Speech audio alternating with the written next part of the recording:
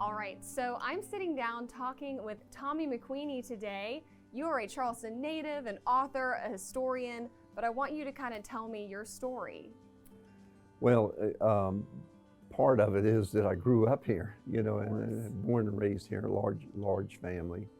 And there's just so much that is known among those that are my vintage of what Charleston was way back when, in the 50s and 60s. It was kind of a sleepy backwater. Nobody really came to visit. There weren't any air-conditioned hotels. There was not really a reason to come here. In fact, people avoided the bridge that came here. It was the old Grace Memorial Bridge. Was 2 lanes, one each way, and it was a roller coaster, and people would go through Summerville to get to Florida if they were coming down 17 until the interstate was built. And then when the interstate was built, it's still people kind of avoided that bridge coming north. Charleston really changed, and the change agent for that to me was one person, Joe Riley, who was a 40-year mayor here. But he kind of had a vision. He grew up here. He's 10 years my senior.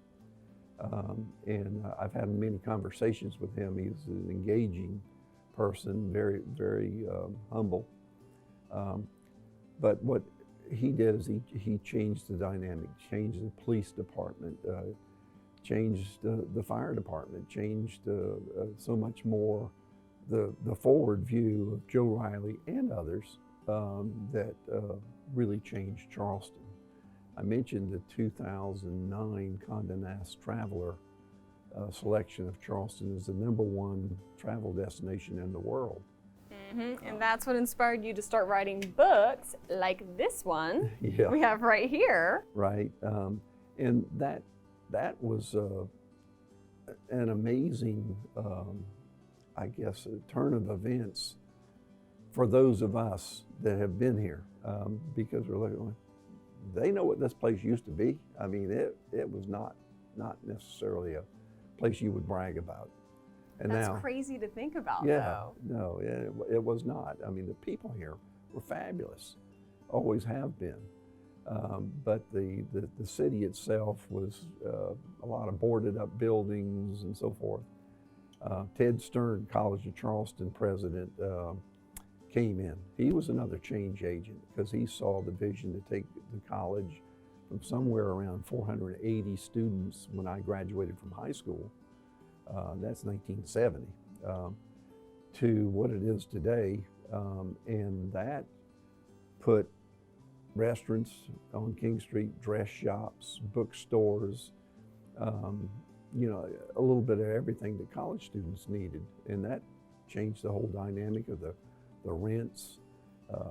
The old buildings that were boarded up were fixed up and invested, people invested, and it just changed. And to see what it is now,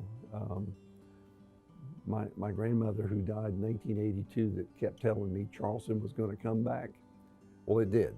And so it inspired me to go, in my first book, which was called The Rise of Charleston, to go interview people that I felt were somewhat responsible for that reincarnation of what was once a great city and now it's back. And I did. I went and interviewed 37 folks all around town and beyond, and did a second book with 37 other interviews called Sunsets Over Charleston.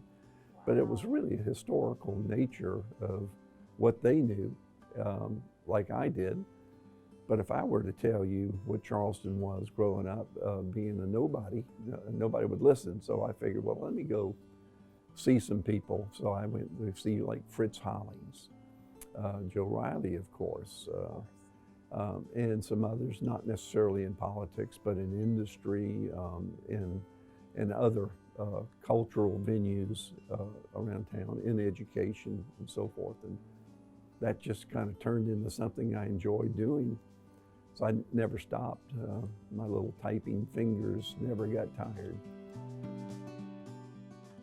If you want to learn more about Tommy McQueeny's books, scan the QR code on the right or head to WThomasMcQueeny.com.